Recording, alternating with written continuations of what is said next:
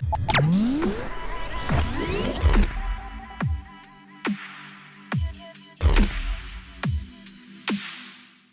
guys, Ash here, and recently we checked out the F3 Plus from Oppo here on C4eTech.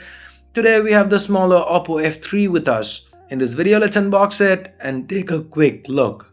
So here's the box that the F3 comes in. Opening it up, here's the F3 itself. Let's take it out of its protective plastic, peel the plastic off. There's a screen protector pre-applied here. We then have the SIM ejector tool. Just like with the F3 Plus, Oppo's included a silicone case here. Should help protect the F3 to an extent, at least provided better grip. It fits snug. We then have the regular booklets, a micro USB cable, a pair of regular earphones, not the in-ear model, and then there's a travel adapter. Note that this is not a VOC charger. Let's now get back to the F3. To the front, on top, we've got dual front-facing cameras, more on them in a bit, the earpiece, the sensors. That's followed by a 5.5-inch Full HD IPS LCD display. This display is also covered by 2.5D Gorilla Glass 5 and 3 capacitive keys at the bottom. Now while it might look like a physical key, the center key is capacitive but does have a fingerprint scanner built in. This fingerprint scanner seemed fast and accurate, my initial impressions at least. The 3.5mm headphone jack, speaker, primary microphone and a micro USB port can be found at the bottom. We have the power button and a slot to the right. The tray here can take 2 SIM cards and a micro SD card. Nice. The volume rockers can be found to the left, and up top we just have a sole secondary noise cancelling microphone.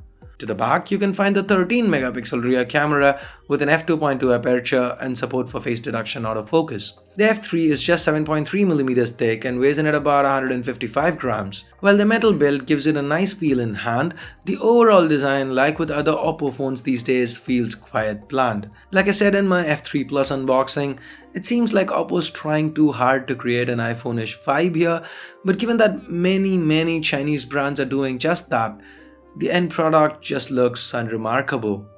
Anyway, underneath the hood, the F3 trades away the Snapdragon 653 from the F3 Plus for a Mediatek MT6750T chip instead.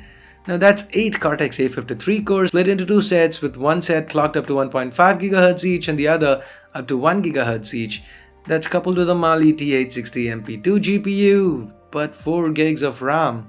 There's 64 gigs of onboard storage and a 3200 mAh battery backing all this up. The F3 Plus runs on Android Marshmallow with Oppo's ColorOS 3 on top. ColorOS is a highly skinned version of Android that doesn't have an app drawer, but there's not a lot of bloat here. That's nice. ColorOS has its own sets of tweaks, including a theme store. Now, just like with the F3 Plus, the unique selling point for this phone are those dual selfie cameras up front. An 8-megapixel ultra-wide camera for group selfies and a 16-megapixel camera for your regular selfies. The shutter response is okay. You get an Apple-esque user interface where you swipe across to switch between modes. We have the regular options. Note that the F3 does not have support for 4K video recording. There is a manual mode labeled Expert mode included here. Just like with the F3 Plus, this is a full-fledged mode with options to control white balance, exposure, ISO, shutter speed, focus, and even shoot RAW. So anyway, here are some camera samples that we quickly shot around the office. Once again, with the F3, Oppo seems to be targeting the selfie crowd, but even then, a price tag of 20,000 rupees for a phone with this Mediatek chip inside, it just feels extremely overpriced.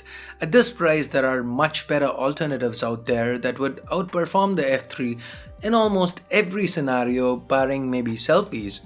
So these are my initial impressions. What do you think about the F3? Let me know your thoughts in the comments below. If you do want to pick an F3 up, I'll leave links again in the description because you can use them and that helps the channel out. So that's it for this video, guys. Give it a big thumbs up if you liked it, vote it down if you didn't, and for more videos like this, including the full review of the Oppo F3, hit that subscribe button down below if you haven't already. If you have already subscribed, hit that bell icon to make sure you get notified every time a new video goes live here on C4eTech. So thanks a lot for watching. Till next time, this here's Ash. You've been watching C4eTech.